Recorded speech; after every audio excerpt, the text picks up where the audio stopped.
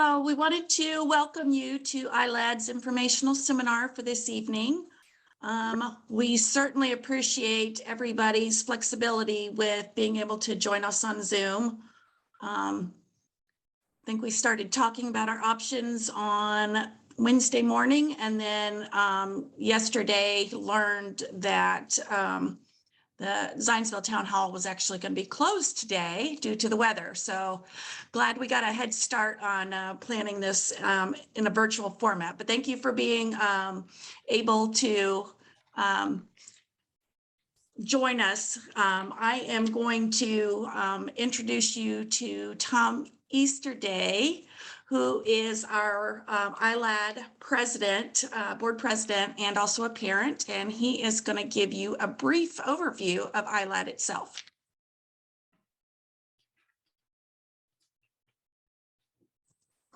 Well, good evening, and welcome to ILADD's informational workshop. I hope everyone is well and handling this winter weather without any problems. My name is Tom Easterday, and I am the president of ILADD. Before our program begins this evening, I'm going to provide you a brief overview of ILADD and some of our current programs that we have going on. ILADD was established in late 2019 with a three-pronged mission to provide housing, enrichment and educational programs, and social options that enable adults with developmental or intellectual disabilities to live in homes of their own and enjoy fulfilling and meaningful lives in their community. Our program committee and program manager have done a fantastic job of implementing a variety of programs over the past year, despite the challenges of the pandemic. ILADD has a book club that meets every Wednesday evening for socializing and reading a book. ILADD has a hiking club that hikes once a month, generally on the third Sunday of the month in a city, county, or state park in Indiana. ILADD has game nights. They're a lot of fun. They're on the second and fourth Thursday of each month, where there's socializing and playing a variety of games, from bingo to Uno to Jenga and many others. In addition, ILADD offers a social outing once per quarter, along with a variety of independent living classes, such as relationships class, cooking class, and safety class, where our self-advocates can learn new independent living skills or enhance their current skills.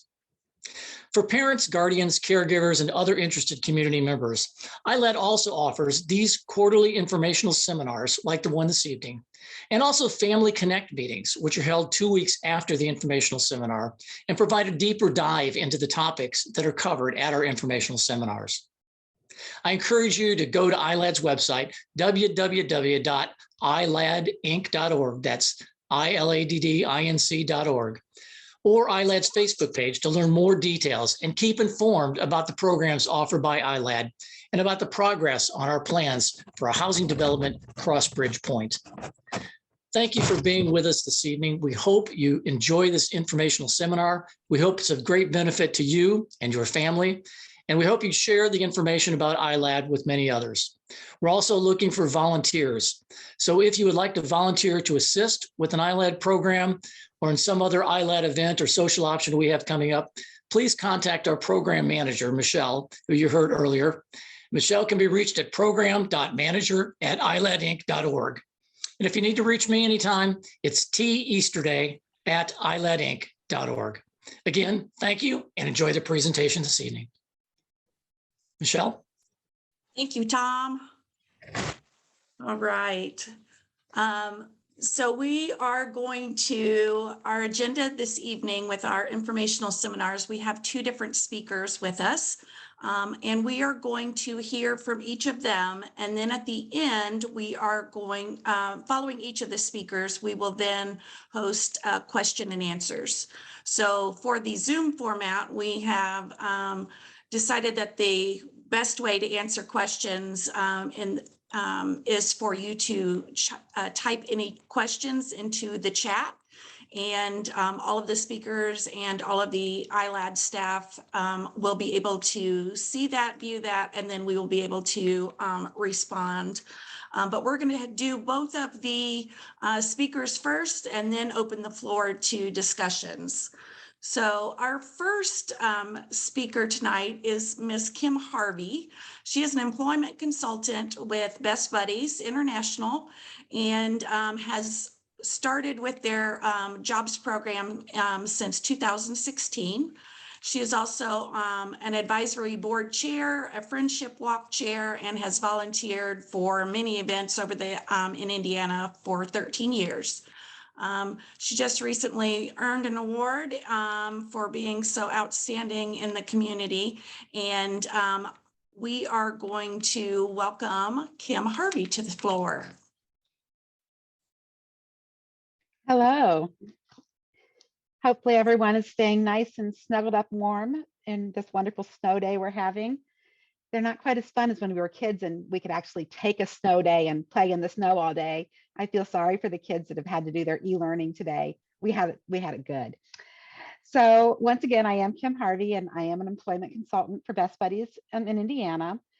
And those not familiar with Best Buddies is we are an international organization dedicated to establishing a global volunteer movement that creates opportunities for one-to-one friendships, integrated employment, leadership development, and inclusive living for individuals with intellectual and developmental disabilities.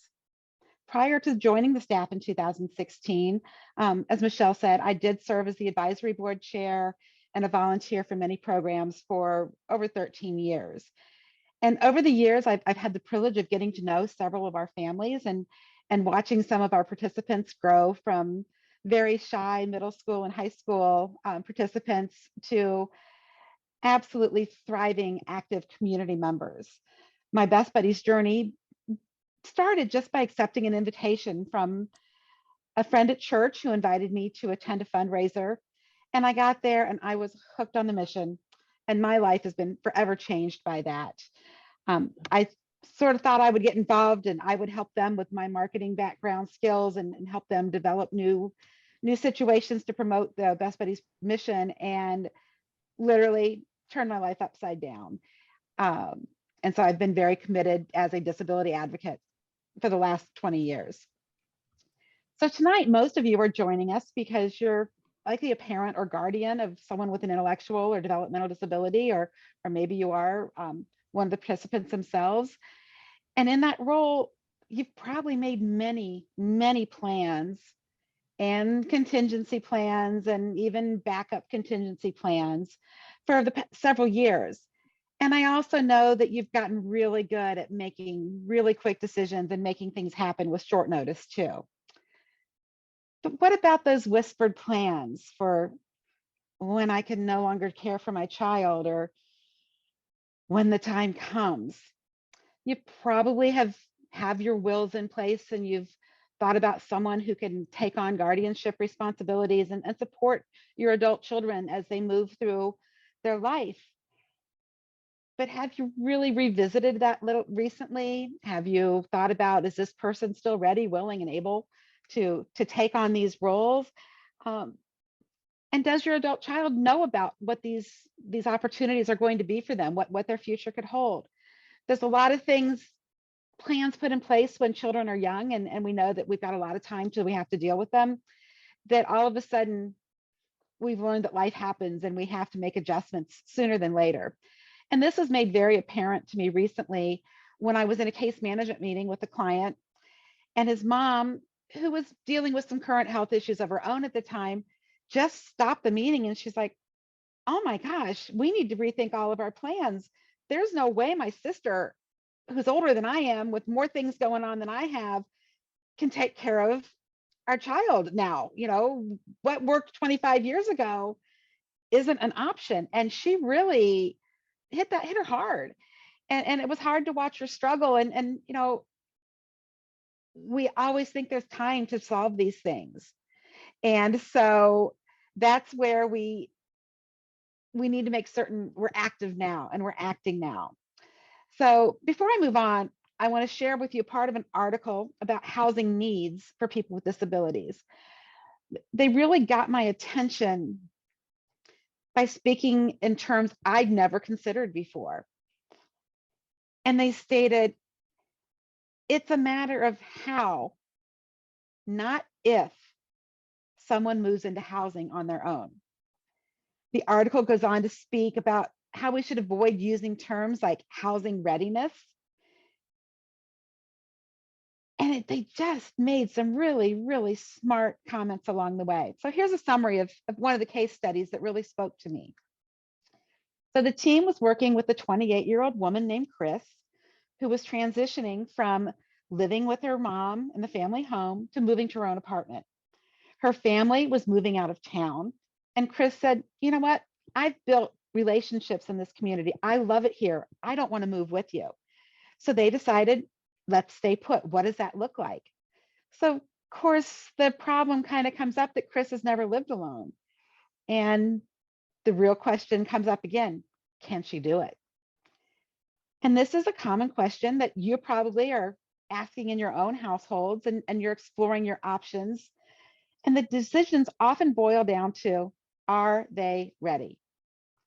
Now, here's where the article really just got to me. They said the question we should be asking is, how do we facilitate this move? It's not if this move should take place, but how. And mind blown here, completely blew my mind, because yeah, how can we make this happen? So the article went on to talk about, current models for people living with disabilities is often they have to meet certain criteria that might be established by a housing community, by just parents, friends and families, case managers. People with all good intentions think that if you can do this, this, and this, then you can live alone. But it also presupposes that someone's not capable of living on their own, and they're not capable of learning the skills they need. And it doesn't address the supports that are already established for people with disabilities. The government doesn't always get things right, but long ago they created things put into place like the Medicaid waiver, where we can get specialists and staff who can help people live independently. So how will your son or daughter be successful in their new home? It's a big shift. And and that's you and I, if we were told we had to be competent, independent human beings to move out of our family homes, many of us would probably still be living at home. We all learned what we needed to know as we needed to learn it. And we learned it through our experiences. We learned it by doing. And as much as our parents tried to set us up for success, they couldn't teach us everything before they shoved us out of the nest and we started tackling things. And yes, I know things are different for children who have disabilities. I get that. But they're also a lot the same. So now we think a little more about this. These unexpected happens, and plans need to go into effect right away, like literally overnight. You have always been your son's or daughter's guiding light. You have been their safe space, and you've simply been home. But now you're not there. What this does is create a time that's going to be an automatic transition in our lives and in the lives of your loved ones, but it's also a transition of moving to some new place to live and starting a new life without your number one support mechanism in place. So you're dealing with the pain of loss and grief, and it just multiplies all of the anxieties that go to moving into a new situation. So maybe now is probably a better time for us to really start looking at these opportunities and these options of what we have in our communities. It's time to look at this next phase for all of our lives. It's time to start fostering independence, and you're dependent. So we look at creating more safe spaces. We don't need to take away the safe space of your loving home, just like we light a candle and we take one candle and we light another candle with it. And that doesn't diminish the light from the first candle. It just doubles the light in the room. So what if we start now and start building more safe spaces? It's not necessarily that end apartment on their own, but it's creating those steps along the way. What if we start that now and we double and quadruple those safe spaces? Let's take independent living on a test drive. Recently, a dear friend of mine helped her 28-year-old son move into his first apartment. He happens to have autism. He works nearly 40 hours a week, and he has a terrific support network. This new apartment, it's a 1-year lease, but they hope this could become a permanent solution to housing. One of the key things the mom shared was, if I waited till he was 100% ready, or I was 100% ready for this to happen, we'd both still be waiting to make the move. So we took it on faith and put his name on a waiting list for an apartment. And when they called us at the end of the year and said his unit was ready, we jumped at the chance. We just handled everything as it came up. And sometimes they weren't pretty, but we worked our way through them. And then in making the transition, mom was really torn about how does she help her son become comfortable living on his own. He's never done that. It's new. And she came up with a pretty clever solution. It's a big commitment on her part, but it's a pretty clever solution. She decided, since her son's biggest fear about being on his own was falling asleep alone in his house every night. So every night, once he moved in, about an hour before bedtime, if not earlier, because they'd go to dinner or something, she'd go over to his apartment and she'd just sit there and they'd watch TV, catch a good Hallmark movie, read a book, and she'd wait till he fell asleep. And then she'd quietly pack up her belongings and go home. And then the next morning, her son was comfortable waking up to his alarm, getting showered, getting his breakfast, and hopping on the bus to go to work on his own. He's done that for years while living at home. So mom took a really tough situation and made an investment in her time to help her son to find a place of peace where this could all come together for him and he could find his success. And so everyone was adapting really well to this routine, and it wasn't 100% convenient. Again, it's not convenient, but it allowed for everyone to become comfortable. So when not too long ago, mom and her younger son had to quarantine with COVID, the older brother remained COVID-free at his apartment. Friends offered to go take on these nightly visits, but the son was very proud to tell his mom, "Relax, mom, I've got this." And indeed, he had it, and he was successful on his own. So now everyone's back to health, and Hallmark movie nights happen. They're right back on schedule, but mom doesn't need to spend the night. And the biggest decision is popcorn or ice cream. So we can start working now on the equation of the how part of this equation. How do we make a successful transition? What can be learned by simple talking lessons that we talk back and forth? What needs to be learned by doing? And we know that we can never expect to teach someone everything they need to know, no matter how much time we have to do it.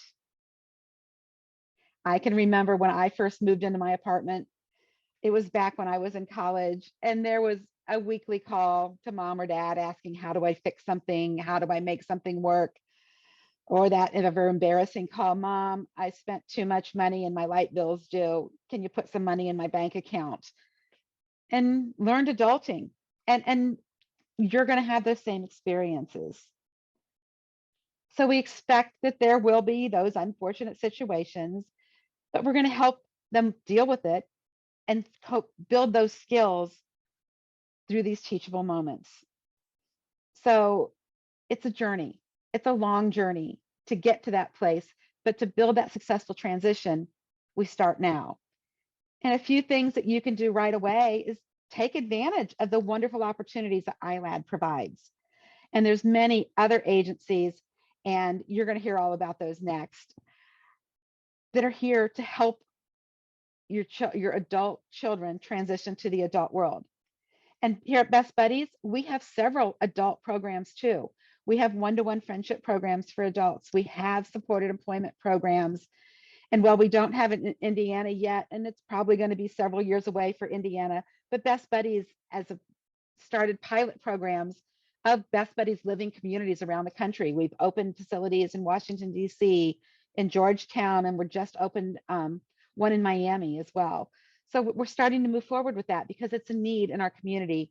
And so we look at that. It's a great time, and as we're transitioning, to engage your entire family in community activities. Learn to go out and meet people and talk to people and share interests and build community involvement. A really big thing to do is have frequent discussions as a family group where everyone talks about changes in their lives. You're sitting around the dinner table and you know that dad's planning retirement. Well, let's talk about that. What does retirement mean? What does that look like? How might we make changes? Maybe a sibling is having a baby or starting a new job. There's always milestone moments that we can talk about change. And this way, maybe we can take a little bit of fear and power that sit behind that word change. A lot of us like our routines, and I know a lot of your sons and daughters like their routines, and change is like, oh, I don't know about change. But let's start making change a fun word in our lives and a great activity. Make use of our waiver services time to learn how to cook and do laundry and clean the bathroom, order food online, schedule an Uber ride or go to the gym. See if your job coach can offer travel training for your son or daughter to get to work on their own. I have worked with more than one of our participants, getting them set up with the closest bus stop to their home and learning how to get on that bus, riding that bus with them for the first time to their job, staying at the job with them, and at the end of the day, getting back on that bus and taking it back to that stop nearest their home or that nearest pickup point for their parent. VR actually pays for bus training as part of the services because we know transportation is often a barrier to employment. So there's people in place to help teach that. You don't need to teach that. One that comes up a lot in conversations with our families is literally just having opportunities for people to spend time away from home, whether that's attending camps, spending a night at a best friend's house. You know, we all think of our family members without disabilities who are always going on sleepovers or sporting trips. We need to make certain that our participants with disabilities, your sons and daughters, have that chance to spend time away from home so they're comfortable without being with mom and dad every single night. And we have to remember this isn't going to be easy, and your experiences will be your experiences. And it's a great time to give yourself a little grace because we know you're doing the best that you can do. And it's a journey, and it's a fabulous journey. And you've got a lot of people like me as your job coach, like your rec therapist, your behavior therapist, your PAC care support. There's a lot of people that are on your team to support you and your son or daughter getting through this transition time. So reach out to us for your help. Let us know your questions. And at the end, you're going to have so many resources that will make this journey maybe a little less bumpy, but I guarantee you it's still going to be bumpy. Thank you for your time. And Michelle, I'll turn this back over to you. Perfect. Thank you so much, Kim. All right. Our next speaker is Pam Verbarg, and she has been in this field since her college, since she was a student in college. She first started working and starting her career working with people with IDD. So she has been in so many roles: direct support professional. She's been at not-for-profits and at for-profit companies. She has worked in group homes, supported living, semi-independent living, structured family caregiving, day programs, pre-vocational, and pre-employment. So about every department or role that's out there in the world of IDD, Pam seems to have experienced that directly. She is currently, for the last 4 years, the executive director of the ARC of Boone County. and they are also a provider of waiver services. So I'm going to hand it over to Pam, who's going to share her PowerPoint presentation as she presents. Thank you, Michelle, and I hope my presentation has popped up okay.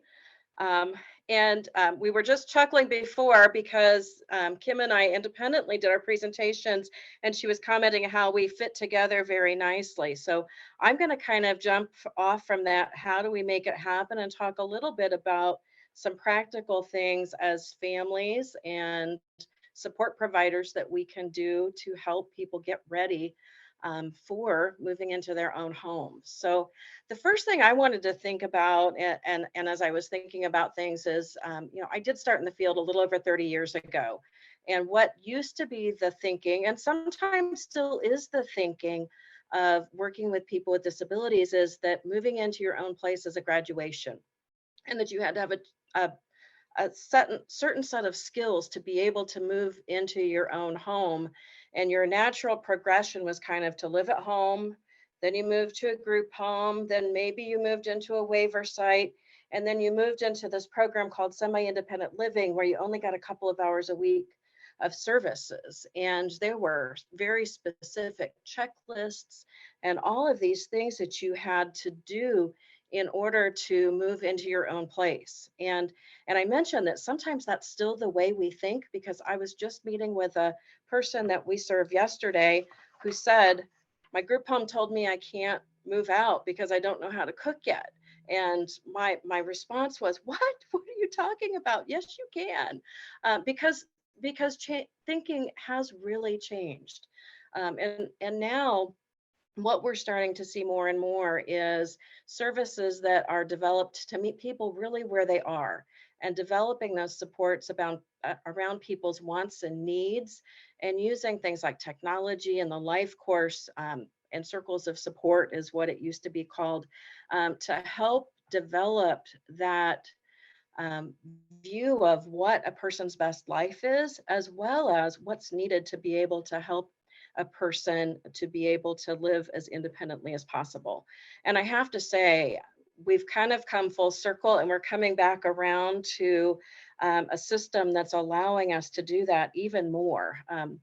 In the last 2 to 3 years, we've seen kind of a phase. And for those of you who've been in services for a few years, you may have seen we were spending a lot of time talking about what you could and couldn't do in your plans. And as life course and person-centered planning has been changing, we're coming back to that point where people are talking about building supports around what it makes to make a person successful, and focusing on what a person can do and what they want. And I was actually in this meeting today where the state said it's okay for people to fail and make some mistakes once in a while as they're moving forward and learning, because like Kim mentioned earlier, we all make mistakes. We all bounce a check, or we get lost, or have those things that we do that we probably shouldn't do once in a while.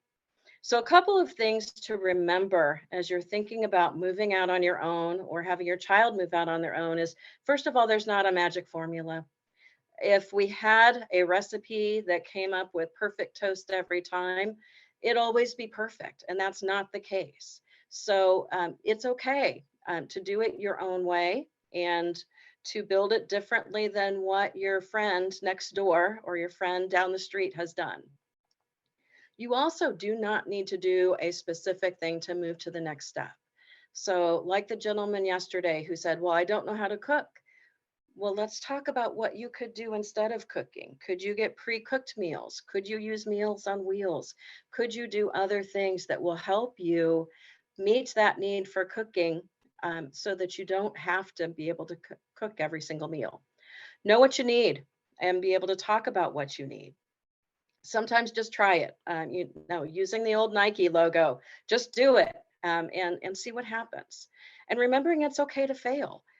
Sometimes those failures are the way we figure out how something really works for somebody. Going back to my direct support professional days, I worked with a gentleman who was working on planning his daily spending, and he rode the bus. And this is a perfect example of, our traditional thoughts about how we should teach somebody something don't always work. So every day, and at the time, his bus fare was like 35 cents. So he needed a quarter and a dime, or a quarter or two nickels to ride the bus. And every day we would do the traditional teaching of how to count change, which was, this is a quarter, it's 25 cents. This is a dime, it's 10 cents. This is a nickel, it's 15 cents. How do you get to 35 cents? We did it every day, month after month after month. And in frustration one night, I did one of the things you probably shouldn't do as a direct support professional, but I did it's not that hard, Joe. It's one of these and one of these and one of these and two of these. And something clicked. And he goes, what? That's all it is? You mean it's like I take 2 quarters for my pop that's 50 cents at the vending machine? And we never had to do it again. So sometimes it's just trying something different, and figuring out that failure time after time can sometimes be that breakthrough of what really needs to happen. And as I mentioned already, what works for John might not work for you, and that's okay. So some things we're going to talk about, and I'm going to go into more detail on these, is thinking about where you want to live, thinking about meals, thinking about how your house is going to get clean, how your clothes are going to get clean, how you look good, groceries, other shopping, how you pay your bills, transportation, and most importantly, also having fun. You know, living in your own place shouldn't be all about just the work things that you have to do, but it's also about having a life and being able to do the things you want to do. So things to think about, and when you're thinking about where you want to live, thinking about, do I want to live in a house or an apartment? Where does it need to be? Do I want it close to family and friends and my job and shopping and things I like to do? Do I need to be on a bus route, or am I in a county that has that public transportation that I can take and get where I need to be able to go? Is there affordability? Do I need roommates? And what kind of things do I need in the house?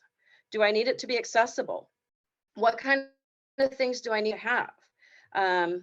As Michelle mentioned, I've been in the field for a minute, and one of my first encounters in helping people move into their own homes was helping people move out of Central State. And that was such an eye-opener about making sure people have choices. And I will tell you, every house that I helped set up in that period of time looked completely different, because each group of gentlemen or women that moved out that I worked with had different ideas of what their home should look like. And I'll be honest, one house was all black leather and electronics, because that was what was important for those gentlemen to have in their home. Where another was all about having soft, comfy, cushy furniture and pretty pictures on the walls and the things that the ladies wanted to have in their home. So making sure those things that are important are included there are really important to have there. And then if I'm living in my own place, how do I manage any repairs and maintenance? You know, do you have a family member or a family friend who can help with it? Am I going to build a trust up so that I have some extra funds to help me pay for that, and what else I can do there? So as you think about those things, think about some things you can do now. One is talking about it. And life course, and I know Michelle's giving you all some tools at the end of the night that talks about life course, but build that vision of a best life. So even though you may not be moving into your dream house now, you might have that as the vision of what you want to do in the future. And I've worked with many people who, over the course of building that best life, started in an apartment, started saving some money, started learning about housing, and either had the resources themselves to eventually buy a house, or work with other programs like Habitat for Humanity to help them get their own home. Visit with families and friends and look at what they have in their homes. And if you're interested in an apartment, look at one. You know, that's oftentimes the only way to think about what you really want. And it's really, parents, the same things that we look at when we're looking for a house. You know, when we looked at our last house, my husband and I moved into that one about 6 years ago, it was, okay, what's non-negotiable in that particular home for us to have? And that's really the same types of discussions to be having in your children as they're thinking about where they want to live. So once I think about where I'm living, how am I going to take care of it? And that general, how do I clean my house? And I'm going to kind of go through the same theme every time. So what can I do now? And some tools that might be out there to help with that. So when you're thinking about a clean house, what can I do now? Are there things I'm going to need help with? How do I get that house help? And can I afford it? Um, I will be the first to confess, I don't like cleaning house. And there's ways I work around that where I have specific areas of my house that I keep presentable for company, and I do deep cleaning when we have that. But I work around that in other times where I have other friends who do have somebody who comes in and helps them with housework when they need to do that. Or that's also something that you can negotiate with your staff to help with as you're getting those supports in your home. And again, what can you do now? Practice and get to know what works and doesn't work for you. Sometimes there's adaptive tools that you can get to help you with the cleaning pieces, or having some checklists or daily, weekly, or written instructions on how to do certain things. And some people will utilize pictures to help them with that too. In the old days, we used to build all those picture lists. And the beauty of living in the technology age is many of those things are available on the internet now. And you can also get them as phone apps or iPad apps so that you can just use one of your devices to help you remember what you're going to do. One of the resources I'm also sending and sent was the ILADD project through Easter Seals Crossroads. And they have a project that can help people try out adaptive equipment, which can include some free phone apps and things like that. So they can teach you about how to utilize those things and make life a little bit easier as you're building up how you want to do things. Next area, and I'm not going to spend a ton of time on these because I think you all will get to see my theme here. But again, in laundry, think about what you can do, what you're going to need help with, how do you get that help, and again, how can I afford it? And in laundry, again, practice and get to know what works and doesn't work. And things to think about here is the kinds of clothes I own. Do I own all things that wash? Do I have a mix of washable clothes and dry cleaning? Do I have lots of colors that have to be sorted specific ways? And are there things that I could set up to make things a little bit easier? Will I have a washer and a dryer in my home? Or will I be going to a laundry room or a laundromat? Or is that one of those chores that I could split with one of my housemates and have them help me do, and while I take care of cleaning, or because I like to vacuum and dust? Think about those kinds of things. Again, I think washers and dryers have come a long way over the years. We just got a new washer that has all these different cycles programmed right in, including water temperatures. So I can just pick a button based on what I'm washing and just push one button and it's gone, and it's doing what it needs to do. The only thing I have to make sure I do is not put my bright reds that might run with my whites, and wash them in hot water so they run. So there's lots of things that we use as tools that can be very helpful for our family members too. Looking good, same thing. Thinking about what areas I might need help. How do I get that help? And are there tools that can help me? And think about what I can do now and practice those things. Again, there's lots of checklists. There's many things available on the internet. We see the young man brushing his teeth with a powered toothbrush. Many of those toothbrushes now are wonderful if you're able to use them, because they have a timer built into them. So you don't have to even think about, have I thoroughly brushed all my teeth everywhere I need to do or long enough? It is already there to help me do that. But think about those things. And again, sometimes those prompts are just little things that we can have to help us make sure that we're doing it the way that we need to. Cooking, again, I've started condensing my slides a little bit, but like other areas, know what you do well and where you need help and what you might want to cook, what appliances you're comfortable with. I'm going to be honest, not everybody's going to be comfortable using the stove. And think about whether that's okay for you. and thinking about shortcuts such as a microwave that has a 30-second timer. And whether you're going to cook on your own, use pre-prepared meals, or do meal prep sessions where you're prepping multiple meals that maybe you're not comfortable using the stove, but you can take that bag of food that you've pre-prepared and stuck in your freezer and stick it in your crock pot, and it's done at dinner time. Or using an air fryer or one of these newer appliances that's really, really simple to use for anybody. And I'll confess, I'm an appliance junkie, and I love the convenience of some of the newer appliances because they make my life so much easier. If your family member or you are not a great reader and you find recipes really intimidating, there are lots of picture recipe tools out there. There will be a link for you for one that I found that's really great, that's called Accessible Chef. And this one, I have to say, I really liked because I've found over the years, a lot of picture cookbooks go with very, very, very basic things to cook, how to cook boxed macaroni and cheese and make toast and eggs and all of that. And while those are great, you have some limits on what you can cook and you're stuck with those recipes. Where this one of the first recipes I found was a gnocchi with sausage and broccoli that looks absolutely delicious. And this particular format on this program gives you a picture set of what you need for the recipe. And then it goes into picture instructions on the tools that you need and all of the steps of making the recipe.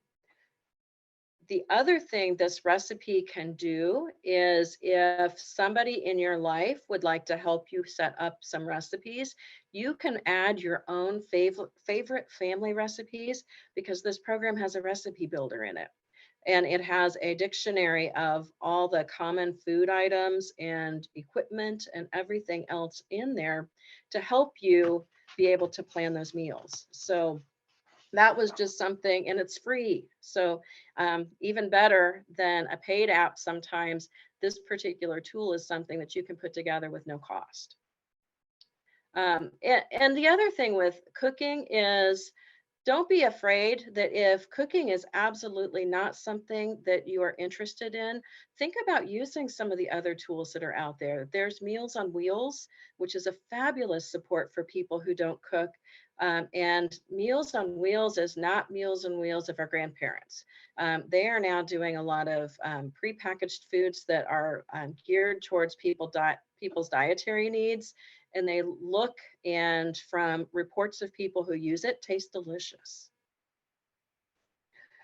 Grocery shopping. Again, there are lots of lists out there, both checklists and picture lists.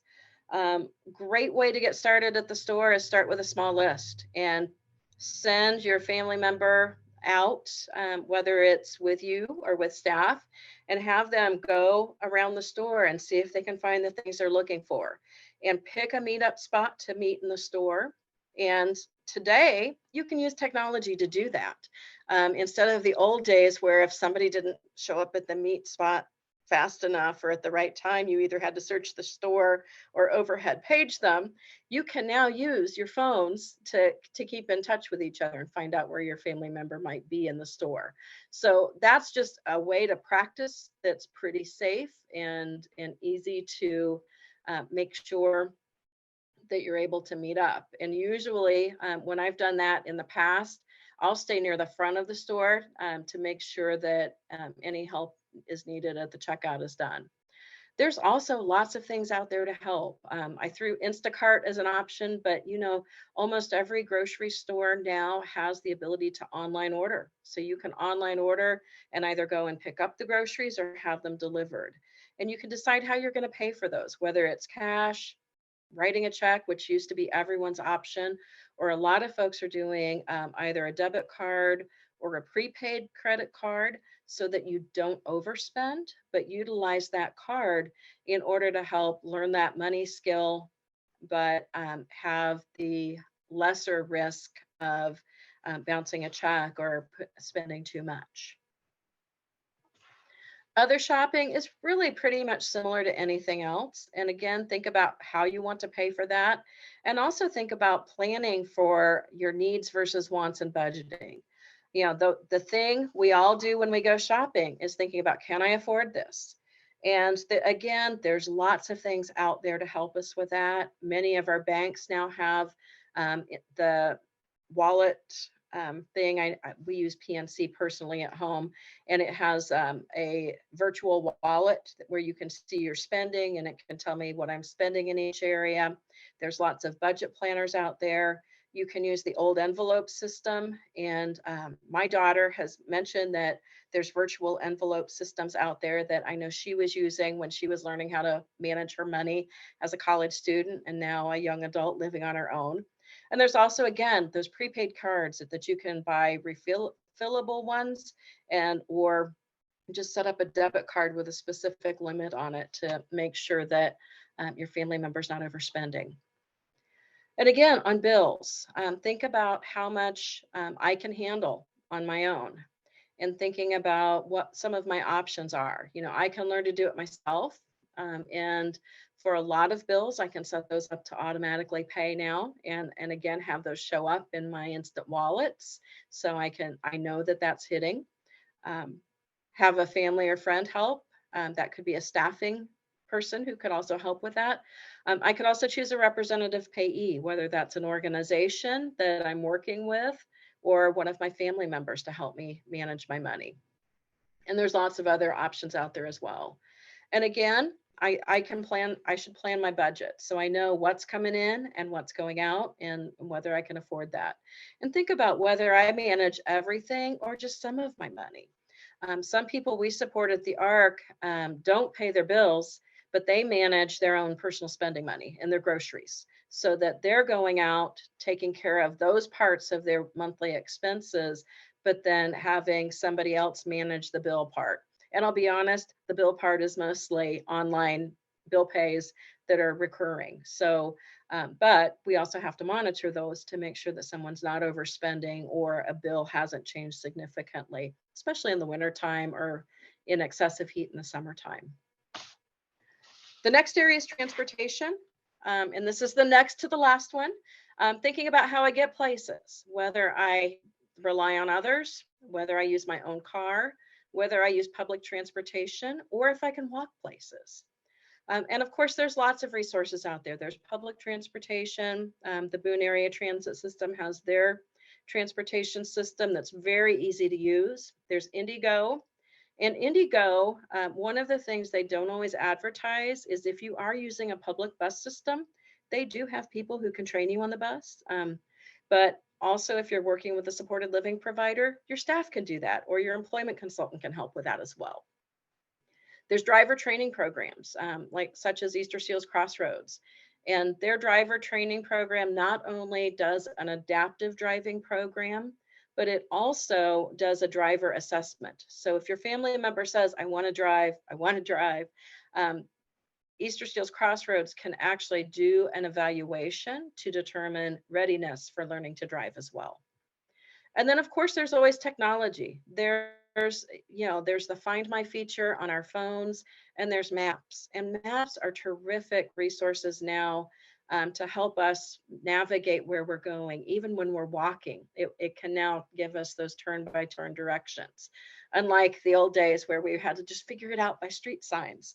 And as I was writing this, I had to chuckle about two ladies I worked with years ago who I was teaching to ride the bus to work, and they lived in Indianapolis. They lived around Lafayette Square, worked at Noble, but had to take the bus to downtown Indianapolis. So they actually had to take the bus much further away than it was from the 2 miles from their apartment to Noble at the time, because they worked at Noble on the west side. And they got lost downtown. They caught the wrong connecting bus, and they called me, and they're like, Pam, we're lost. And we had to figure out where they were based on street signs. And then I had to go pick them up and hope that I knew exactly where those streets were. Where today with maps, I could just plug in those cross streets and I could have found them instantly. And if those ladies had cell phones, I could have just found them in about 2 minutes rather than the painful phone call that we had trying to figure out where they were. So there's lots of things out there for transportation just to help support you to get where you need to go. And of course, there's always Uber and Lyft too. We forget to talk about that, but on the waiver, there is some transportation funds available. And there are times where there's other supplemental pieces that can help you pay for transportation. And then remember having fun. There's lots of things out there, and think about what you want to do and what's important for you to be part of, whether that's your social and civic groups, your religious activities, sports, hobbies, getting together with your friends, and community activities. You can't forget the importance of those things, especially now thinking, as you move into your own place, you don't want to just be sitting in your apartment by yourself all the time. And there's lots of resources to help you know what's going on in the community. There's community boards, not only the old bulletin boards around places and the newspaper, but there's lots of those things available online now. In Boone County here, we have our Economic Development Commission, which does a What's Happening in Boone every week. And if you live in Lebanon, Heart of Lebanon is posting things, and I know the Zionsville Chamber posts things all the time that's out there. Our parks departments are also great about posting things, as is the library. And the libraries are of course, all a great resource for the different things that are going on. And obviously, ILADD and the social club and all of those resources also help connect you to those things. So as a quick reminder, again, there isn't a magic formula. And you don't have to do specific things to move to the next step. You need to know what you need. You need to try things. It's okay to fail, and build that plan about what works for you and not worrying so much about what works for other people.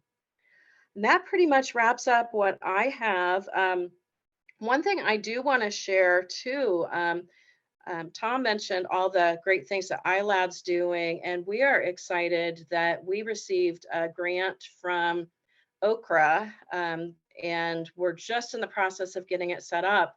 But there is going to be opportunities for folks to get together on some virtual platforms that we're going to be hosting at the ARC that will not require you to participate formally at any services. It's basically just going to be a sign up and attend as you want.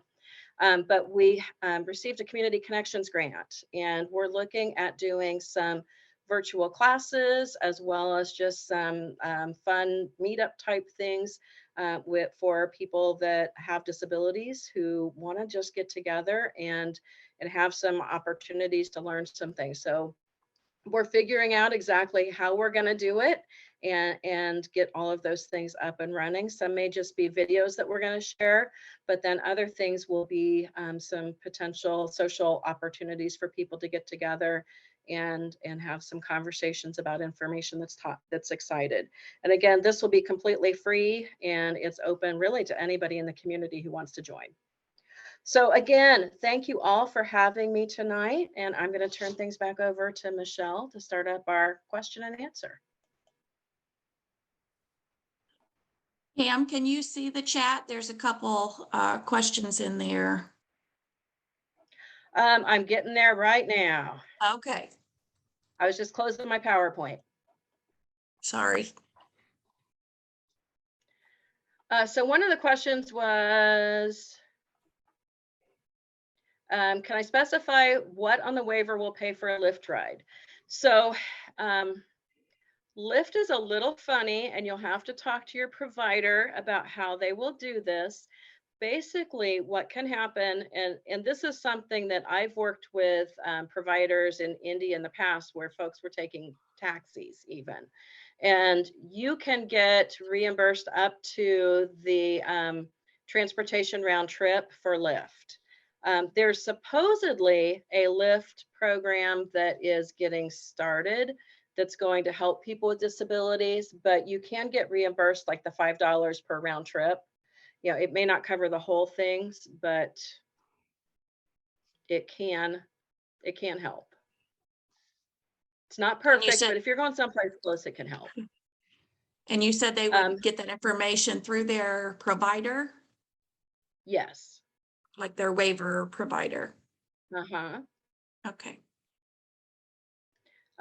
Open door program, you would have to talk to Indigo about that.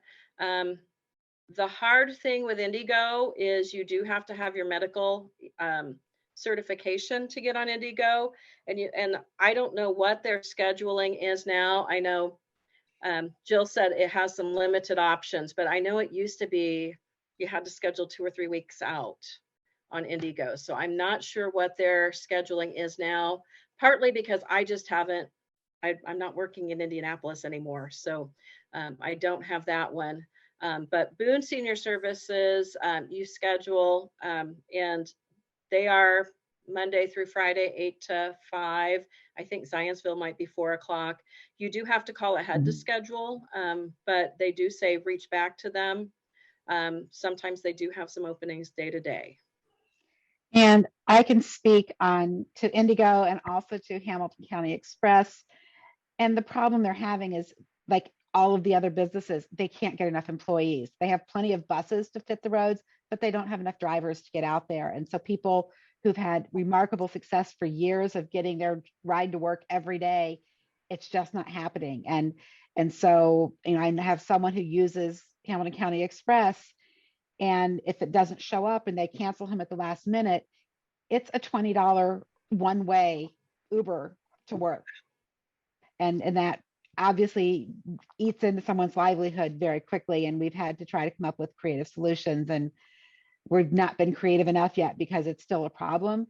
So unfortunately, right in this moment in time, using public transportation is difficult. Kim, remind me, can vocational rehabilitation pay for vouchers for transportation too?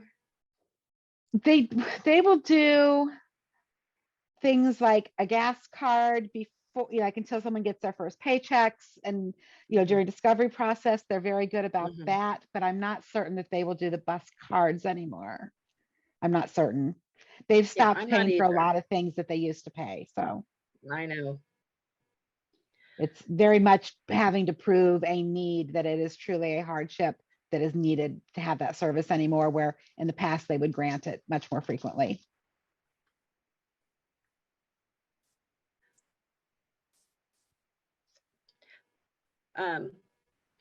Andrew asked, what would the solution be if someone were hypothetically scared that every possible option is too expensive in the long run?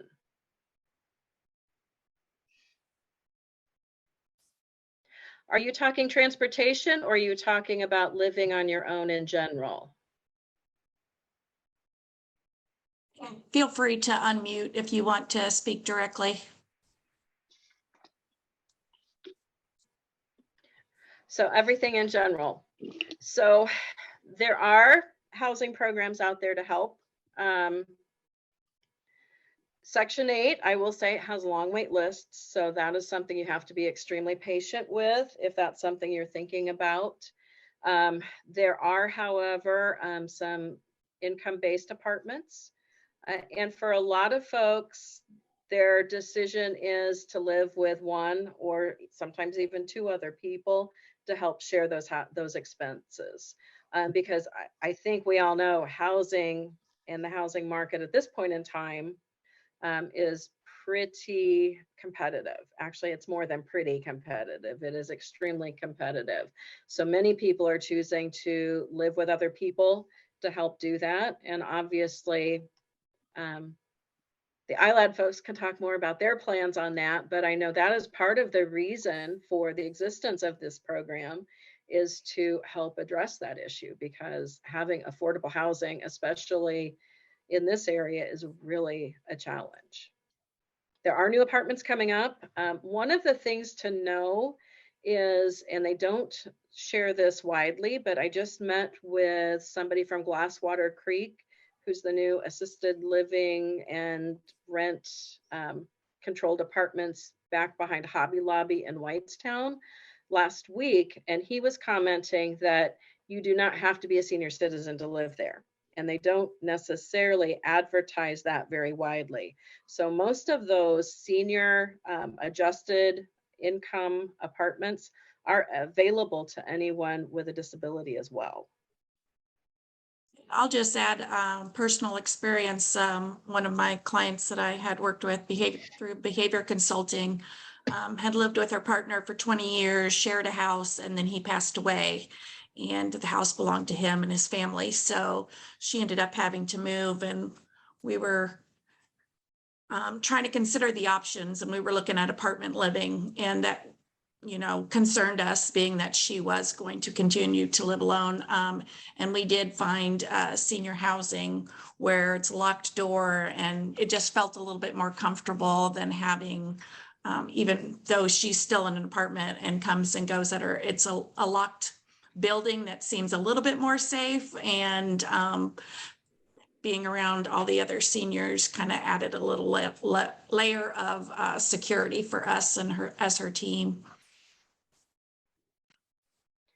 Yes, and Michelle, I've seen that be very successful. When I was working in Lafayette, there was an apartment complex up there where I think about 4 ladies lived, and they were all considerably younger than most of their neighbors. But because those ladies didn't, and what that also did is it created that support network. So those 4 ladies knew each other, they had friendships, they were able to hang out, but that was all by their choice too. Mm-hmm. So it was a really nice solution for them, where they all had their own individual places, but they also had people they could socialize with while they were there. Yeah.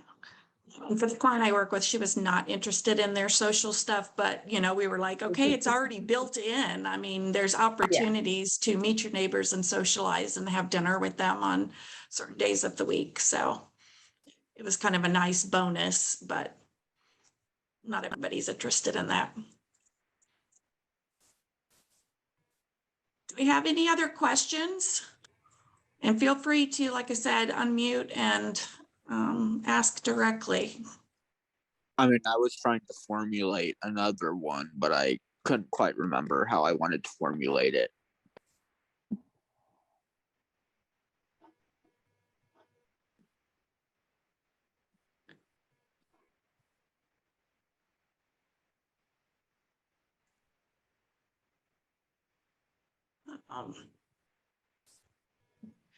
We can just open up the floor for any comments or additional information. I am going to, I think it was Kim referred to, that I'm going to be sending out a resource list, and I have, they both gave me some great resources and found some on my own as we were researching this topic. I will have to say that Accessible Chef website, amazing. I did not know about that one. I'm wondering how that got by me. But then Pam had also shared information about Crossroads and their technology program and their driver education program, which I know is a big issue for several of our self-advocates in ILADD, that they would love to be able to pursue a driver's license. So those will definitely be on the resource list that I'm sharing. And I do hope that everybody's had a chance to register, just so I can make sure that everybody that was on this call gets that follow-up email. But if you haven't already done that, the link is in the chat for that as well. About that community connections, you mentioned something about things that you could view online, and I didn't know how you would access that. Once we get that ready, I can share that with Michelle, and she can send it out to the ILADD group. If you're okay with doing that, Michelle. Mm-hmm. We love to share resources. Yeah, and it'll be free. So once we're ready, we'll put it on the Arc of Greater Boone County's website and on our Facebook page. But yeah, we'll distribute it any way we can.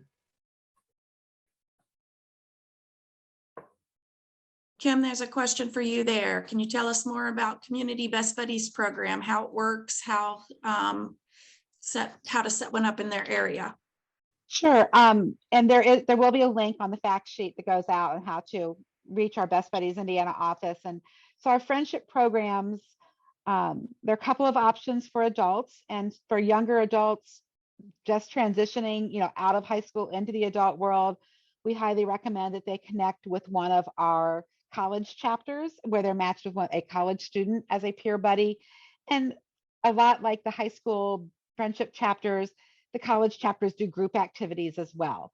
But then we also have our citizens program that's open for anyone 18 years or older, and someone is matched in a one-to-one friendship. A lot of people compare it as a big brother, big sister kind of relationship. So it's an individual match, but we also do occasional group activities with our citizens participants as well. The town of Pendleton, Indiana created their own citizens chapter a few years back that they just had some very dedicated volunteers, and they worked with our friendship staff to create that opportunity in their own town. And it's all coordinated through their library as kind of their host that helps make things happen. We have an adult citizens chapter at IU School of Medicine, which is really a fascinating program that's sort of a hybrid between a regular college chapter, but it's giving our future doctors and medical professionals a chance to really get to know individuals with disabilities as a friend, and it's changing how they treat people as they grow and develop.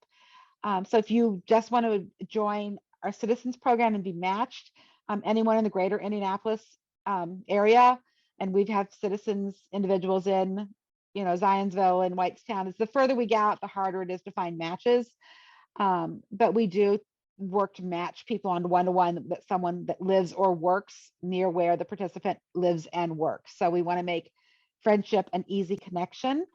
Our citizen friendships are required to make one meaningful connection, ideally in person, a month.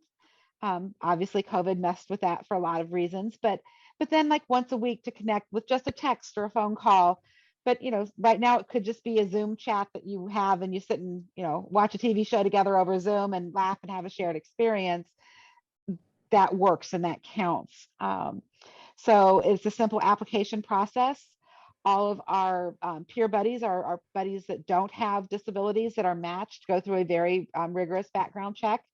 So we do want to make certain that the program is safe. Down the road, if when the ILADD community, when the building of the housing area gets developed, they could have their own citizens chapter where their residents, we would work to secure local matches for them, and they can have their own chapter, like the town of Pendleton has done that. And it definitely takes some, volunteer efforts to make that work, but it indeed is something that is possible to do. And our staff gets pretty creative in trying to facilitate those opportunities.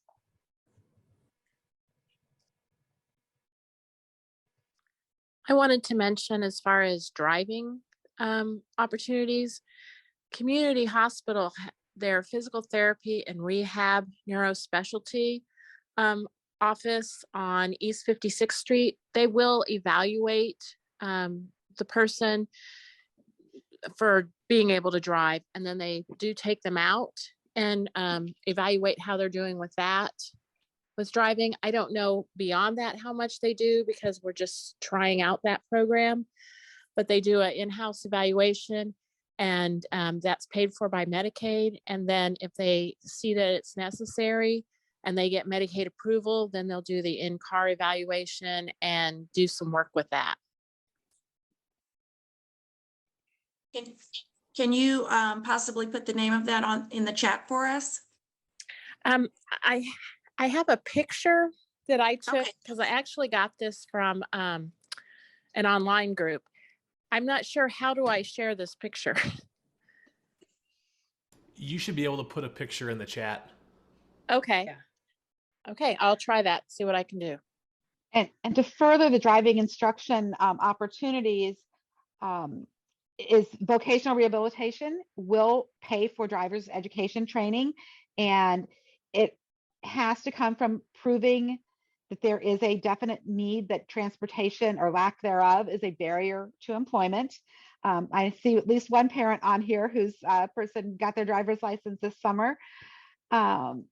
but to get that process started, the individual who wants to take driver's ed has to study the driver's manual and pass that driving, the written exam first. And that shows their commitment to doing it, and they're being able to get that learner's permit. And then once that happens, then they can get into that program. And I don't know if you guys want to add anything, and want to unmute yourselves there, the Daily family. Yes, it was a great experience. There's also How a much time question did you about spend? getting in. I'm sorry, Pam. Just how much time You're did you fine. spend learning how to drive, Michael? It took about 4 to 5 months to study for the written part, and then 3 or 4 months to get the actual driver's license part of it. They would meet with you once a week. Once a week, and they would come to my house. We would do the written, and then for driving, they would take me out driving once per week.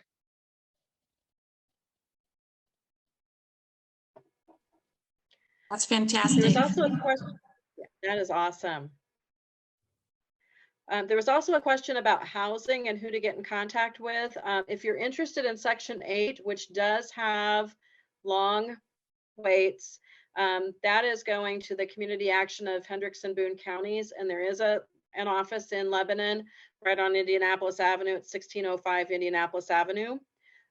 For others, really a lot of the rent adjusted apartments are, you just contact those apartment complexes directly. And I will say a lot of them do have wait lists. So if you're thinking 6 months out, oftentimes we say start looking now. And I'm sure others have had that similar experience of doing that. And Habitat takes applications all the time. So reaching out to them if that's something you're interested in, it's also an option as well. What if you know someone who owns like apartments? Then you can contact them directly. Even better.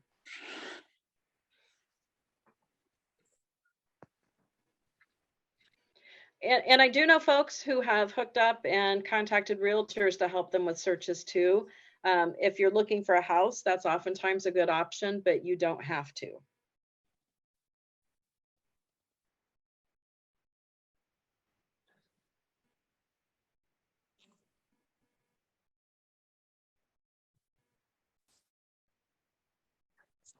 And regarding the community connections, I'm excited to see what the ARC is going to be having. And then ILADD, we just did our first social outing in December, where we are planning just fun, social get-togethers. We're starting with at least once a quarter, just trying to offer opportunities for the self-advocates to get together and have some fun. But we would love to be able to just spontaneously do like meetup groups or something with people with similar interests and facilitate some of those connections and relationships as well between our self-advocates. Debbie also had a question of who would you contact for support services? And that's really going to depend on who you want to have as your service provider, obviously. I can't say you have to pick the ARC because there is choice for anybody on who they want to work with. So if you don't have services yet, the first organization to contact would be the Bureau of Developmental Disability Services. Once you get connected with them and you're approved for a Medicaid waiver, then of course you would go to a case manager, and then you'll go through the process of selecting a provider. And along with us, there's several other providers in the area that provide those support services as well. So then you can just reach out to those as well. But do know that as an ARC, we also are not just a chapter that does provider related things. We are also an advocacy chapter as well. So part of that role as the advocacy is if you are wanting some help navigating that process, we will help with that as well. And the primary person who helps with that is Margaret, who is Margaret Oberweiser. I know several of you know her and have met her before, but She started with us as our transition person and has continued to do some of those supports with families who are wanting to learn more about just services in general too. So we're happy to help walk people through the process. And that has no obligation to continuing to work with us either. And talk to your friends, everyone that you know, if you're attending a Special Olympics event, if you are, in the community, talk to, the teachers at your school.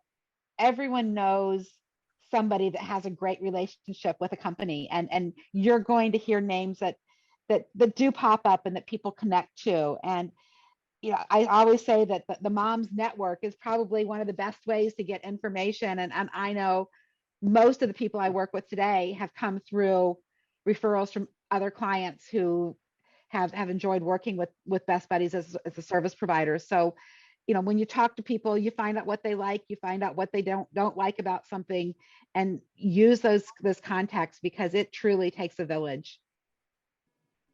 The other And thing I like Kim wanted to, said, oh, go ahead. and Go ahead. like Kim said, the other thing you don't have to do is you don't have to have someone work with you for everything. So that's one of the beauties of that choice, is you can have a different provider for each piece of the puzzle Yeah. of how you put your services together too. So while you might click in one area, the other might not, and that's okay. I was just going to say, at our fall informational seminar and Family Connect in October, we did one on waiver services specifically. And I think both of those recordings are available on ILADD's YouTube channel. But we also had a case manager who had come and gave an overall view and presentation about the waiver and how to get that started, and then how to utilize those services as you want to move towards greater independence. So please feel free to also email me, and I can, if you didn't make that conversation back in October, I could share those resources maybe so that you can get some additional information as well.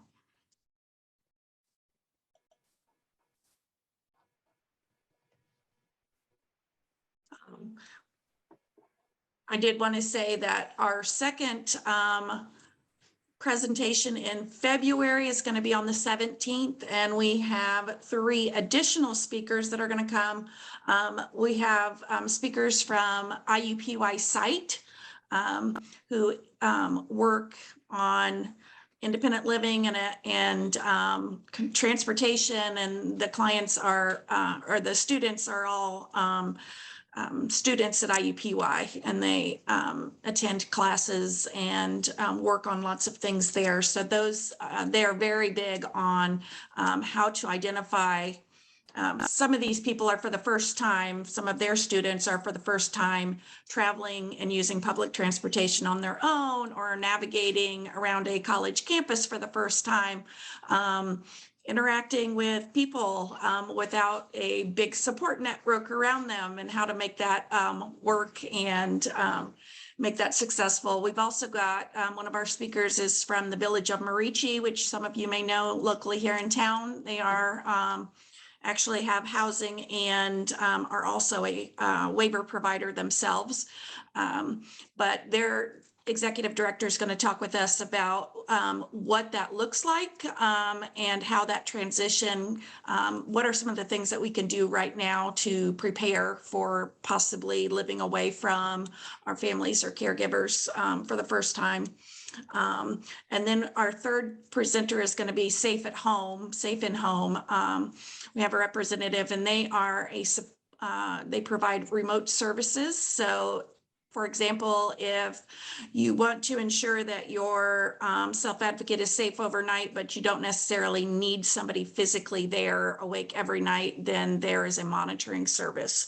But they have lots of different options to help individuals use technology to become more independent. And so we're going to have all of those 3 on February 17th. You would just need to, again, contact me and